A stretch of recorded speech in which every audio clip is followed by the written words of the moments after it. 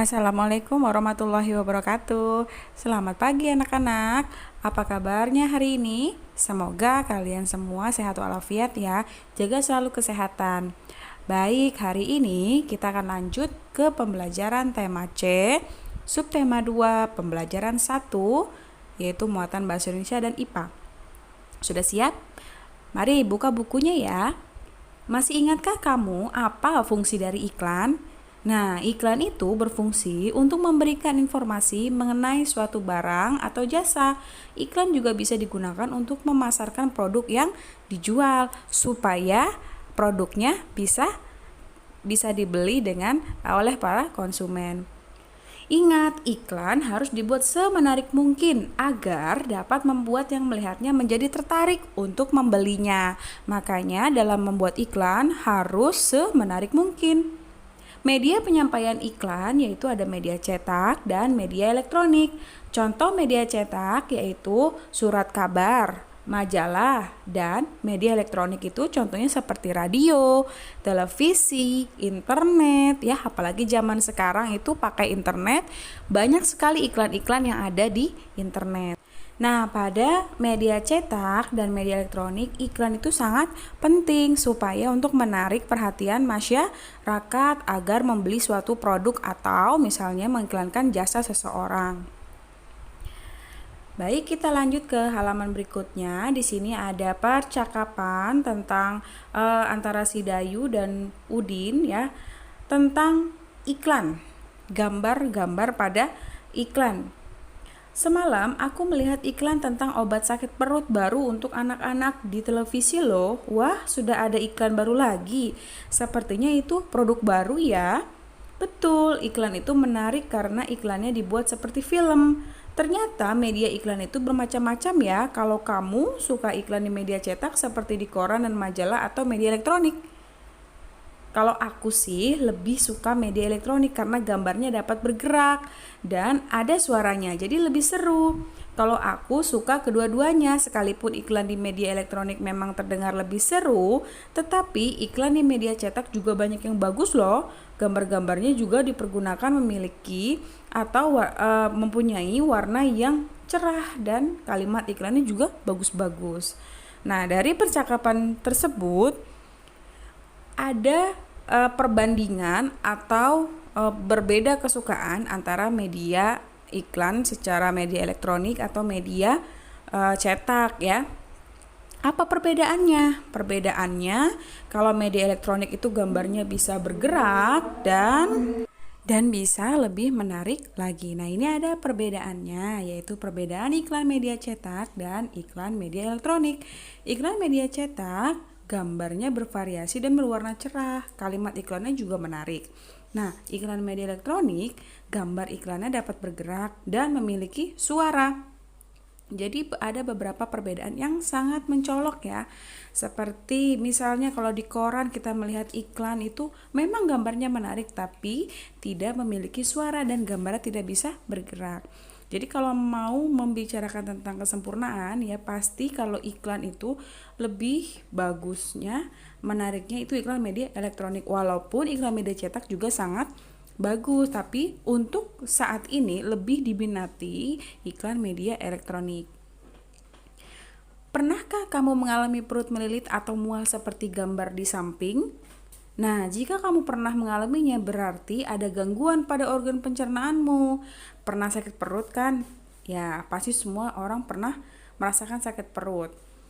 Gangguan pada organ pencernaan umumnya berhubungan dengan makanan yang kita makan dengan cara makan yang tidak sehat, seperti misalnya makan pedas terlalu banyak, makan makanan yang tidak bersih. Nah, gangguan atau penyakitnya ada beberapa. Yang pertama yaitu MAG, ada juga tifus, dan ada sembelit atau konstipasi, dan ada appendicitis atau usus buntu. Nah, keempat penyakit ini atau gangguan ini adalah yang terjadi di organ pencernaan. Yang pertama kita akan membahas tentang MAH. MAH ini adalah penyakit nyeri yang berasal dari lambung. Penyebab MAG adalah pola makan tidak teratur, luka pada lapisan lambung, infeksi bakteri, dan stres. Seperti pada gambar ya, ada gambar lambung sehat dan ada gambar yang berpenyakit MAG, yaitu ada lukanya ya. Nah, gejalanya adalah perutnya perih, mual, dan kembung. Cara mengatasi MAG dilakukan dengan minum obat sesuai resep dokter dan makan secara teratur. Nah, makanya untuk kalian makanlah secara teratur 3 kali sehari untuk menghindari gangguan pencernaan yaitu MAG. Karena kalau sudah punya penyakit MAG itu susah sekali, maksudnya kalau misalnya sudah kambuh akan terasa sangat sakit perutnya. Kita lihat di sini di gambar yang berpenyakit MAG itu ada luka. Lihat ya, lukanya itu seperti ada bolong gitu ya, 2. Tetapi pada lambung sehat tidak ada luka sama sekali. Yang kedua ada appendicitis. Appendicitis yaitu peradangan yang terjadi pada usus buntu karena infeksi. Penyebab penyakit ini belum diketahui secara pasti, tetapi diperkirakan karena tersumbatnya pangkal usus buntu oleh kotoran. Seperti yang pada gambar ya, di sini ada yang normal appendix atau normal usus buntunya, dan ada yang berpenyakit usus buntu. Nah, gejala-gejala pada usus buntu atau appendicitis ini adalah sakit di perut sebelah kanan bawah. Penderita juga mengalami demam dan hilang nafsu makan. Ini juga harus dihindari karena kalau misalnya sudah terjadi atau berpenyakit appendicitis, biasanya harus dioperasi. Makanya kita harus menjaga makan makanan yang bergizi ya. Tidak boleh makan sembarangan, makan makanan yang terlalu pedas juga tidak boleh. Seperti yang pada di gambar, usus buntunya itu seperti terluka ya kalau yang mempunyai penyakit appendicitis.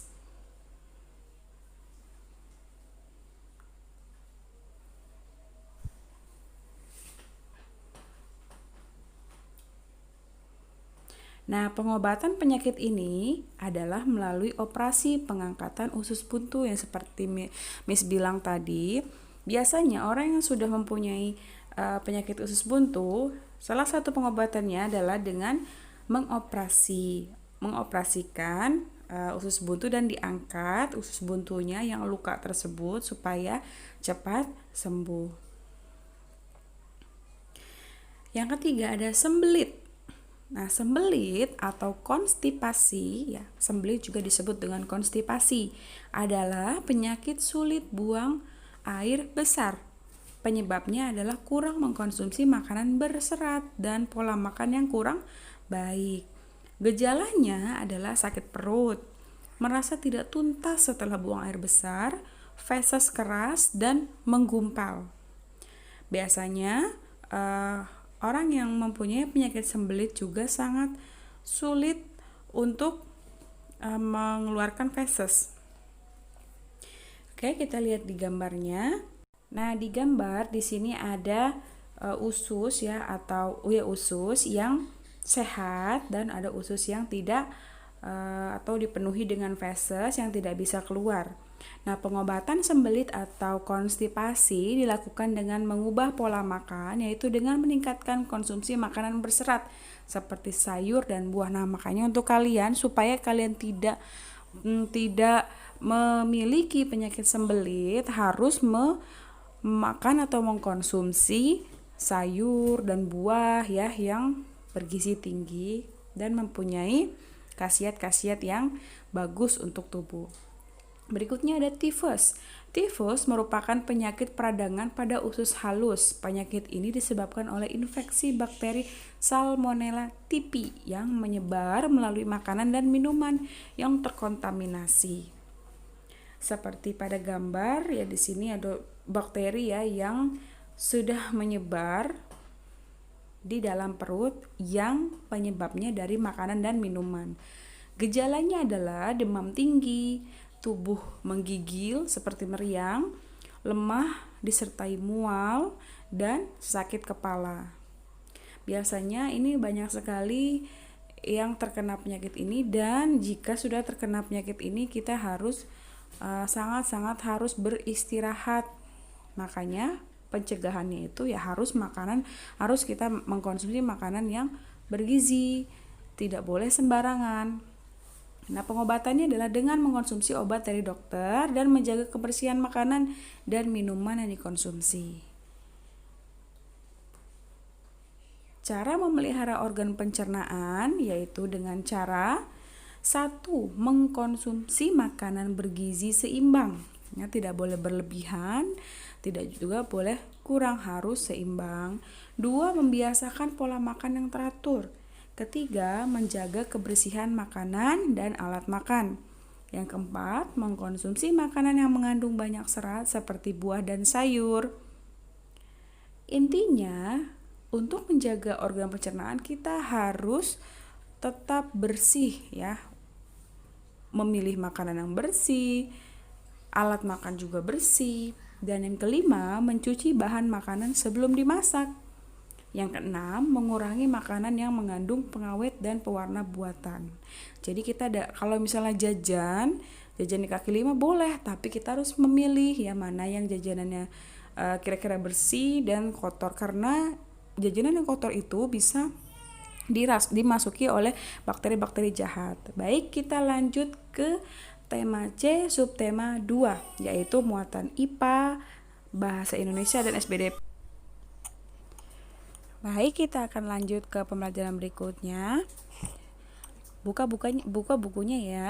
Nah, pernahkah kamu mengalami perut mulas dan harus buang air besar beberapa kali dalam sehari dengan kondisi feses encer? Ayo, siapa yang pernah diare? Pasti atau mungkin kalian ada yang pernah memiliki penyakit diare. Seperti ciri-cirinya kita ingin buang air besar terus-menerus. Di sini ada sebuah cerita, dokter, perutku sakit, hari ini aku sudah lebih dari 5 kali buang air besar. Kamu sedang mengalami diare, nak. Nanti setelah diberi obat keadaanmu akan membaik.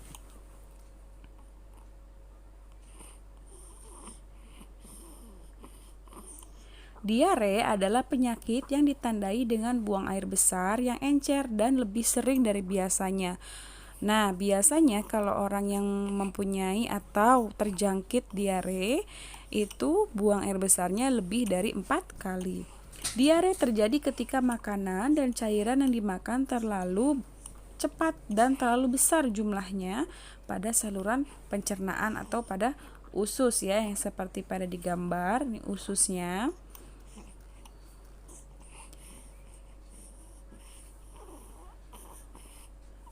Apa yang mempengaruhinya? Diare dapat terjadi ketika kita mengonsumsi makanan atau minuman yang terkontaminasi bakteri, virus, atau parasit. Ya, makanya kalau misalnya kalian jajan harus selalu mengedepankan kehigienisan atau yang bersih. Diare yang parah apabila tidak segera diobati dapat mengakibatkan tubuh kekurangan cairan dan dapat menyebabkan kematian. Makanya kalau sudah merasakan diare, gejala-gejala diare, segera diobati atau segera pergi ke dokter. Penyebab diare yaitu ada infeksi virus, infeksi bakteri dan parasit, intoleransi makanan, alergi makanan, penyakit usus, dan gangguan usus. Nah, pada infeksi virus, rotavirus merupakan penyebab diare pada anak yang paling sering terjadi. Infeksi bakteri dan parasit biasanya masuk melalui makanan dan minuman yang terkontaminasi. Nah, ini paling sering sekali terjadi ya, karena bakteri-bakteri parasitnya masuk melalui makanan yang kita makan. Intoleransi makanan terjadi pada sebagian orang yang tidak bisa mengonsumsi gula pada susu, sehingga diare setelah mengonsumsi produk susu atau turunannya. Alergi makanan biasanya reaksi negatif terhadap obat-obatan. Dan penyakit usus, yaitu menimbulkan diare kronis dengan banyak penyebab. Itu adalah beberapa penyebab diare yang biasa atau yang bisa menjangkiti manusia. Nah, dalam pengobatan diare yang pertama itu, jika terkena diare kita bisa meminum cairan oralit atau cairan gula dan garam sebelum kita pergi ke dokter ya, untuk meredakan banyaknya feses yang keluar. Meminum obat sesuai resep dokter. Bagaimana pencegahan diare? Mencuci tangan dengan sabun sebelum makan, menutup makanan dan minuman agar terhindar dari lalat, kecoa, tikus, dan hewan-hewan pembawa penyakit. Karena lalat dan kecoa dan tikus ini membawa penyakit, mereka biasanya dari sampah masuk ke makanan. Minum air yang sudah dimasak dan tidak jajan sembarangan. Selalu mengedepankan kehigienisan yang seperti Miss bilang. Kamu sudah belajar gangguan pada sistem pencernaan. Penyakit tersebut dapat disembuhkan dengan obat. Banyak perusahaan farmasi yang memproduksi obat. Untuk mengenalkan produk, mereka mempromosikannya melalui iklan. Pasti kalian pernah lihat kan, ada iklan obat diare, iklan obat sembelit, dan banyak yang lainnya. Nah, dalam gambar ini ada beberapa anak yang sedang menonton televisi. Iklan itu bisa juga disampaikan lewat media elektronik loh, seperti TV yang sering kalian lihat. Pasti kalian sering lihat iklan-iklan yang ada di televisi. Ciri-ciri iklan media elektronik yaitu yang pertama, disampaikan secara elektronik dalam bentuk audio seperti iklan di radio, atau bentuk video dan audio iklan di televisi. Nah, kalau bentuk audio seperti iklan di radio itu hanya ada suara saja, tidak ada gambar. Tetapi kalau dalam bentuk video dan audio berarti ada video, ada gambar, dan ada juga suara. Biasanya ada di iklan di televisi atau sekarang juga ada di internet. Yang kedua, disampaikan dalam waktu yang singkat. Yang ketiga, menggunakan bahasa formal dan non-formal. Yang keempat, kalimat singkat, padat, dan persuasif. Yang kelima, menggunakan intonasi yang tepat. Dan yang terakhir, terdapat musik pengiring. Nah, biasanya kalau di iklan kan kalian sering lihat nih, pasti ada musik-musiknya kalau iklan. Terus ada kalimat yang singkat, padat, dan persuasif ya, berarti untuk menarik orang supaya mau membeli produk iklannya. Dan disampaikan dalam waktu yang singkat. Biasanya iklan-iklan kan singkat-singkat ya, paling beberapa detik gitu. Nah, di sini ada sebuah gambar sebelum iklan atau sesudah iklan, pasti acaranya akan mulai kembali. Nah, di sini ada sebuah acara yaitu tari piring. Indonesia memiliki keanekaragaman budaya yang tinggi dan ini tercermin dari tarian daerah yang dimilikinya. Hampir setiap tarian memiliki properti. Properti tari merupakan bagian dari perlengkapan tari yang dipergunakan untuk meningkatkan keindahan sebuah tarian dan untuk memperdalam makna yang terkandung dalam sebuah tarian.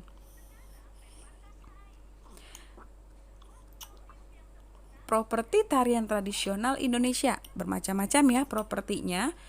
Ada yang pertama yaitu tari gantar yang berasal dari Kalimantan Timur. Propertinya apa? Bisa dilihat? Iya, betul. Propertinya adalah tongkat. Ada lagi nih yang kedua yaitu tari reog. Tari reog berasal dari mana? Siapa yang tahu? Betul, tari reog itu berasal dari Ponorogo. Propertinya apa? Sangat mencolok, pasti kalian tahu, yaitu adalah topeng reog. Yang ketiga ada tari kuda lumping yang berasal dari Yogyakarta. Nah, ini juga pasti kalian tahu propertinya. Apa propertinya? Betul, propertinya adalah jaranan atau kuda dari kayu atau kuda mainan ya. Dan ada tari baksa kembang yang berasal dari Banjar. Propertinya adalah rangkaian bunga yang dipakai oleh si penari di atas kepalanya. Berikutnya ada tari jaipong. Tari jaipong berasal dari mana? Dari Karawang atau Jawa Barat. Propertinya adalah selendang ya, penarinya memakai selendang. Ada juga tari serampang 12 yang berasal dari Sumatera Utara. Propertinya adalah sapu tangan. Yang berikutnya ada tari merak dari Jawa Barat, propertinya adalah mahkota. Dan berikutnya ada tari topeng berasal dari Cirebon, propertinya adalah topeng ya, seperti nama tariannya, propertinya juga topeng. Baik, terima kasih sudah menyimak video pembelajaran kali ini. Semoga bermanfaat. Tugasnya seperti biasa Miss sudah share di Google Classroom. Wassalamualaikum warahmatullahi wabarakatuh.